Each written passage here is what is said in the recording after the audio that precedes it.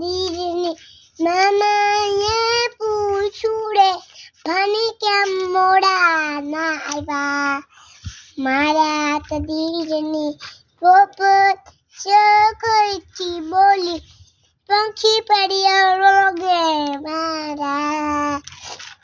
મારા તો દીજની પોપટ રખી બોલી પંખી પડ્યા લાગે મારા તો દીજની મામાએ પૂછ્યું રે ભાની કેમ મોડા ના આવ્યા મારા તો દીજની પોપટ સરખી બોલી મંકી પડ્યા લાગે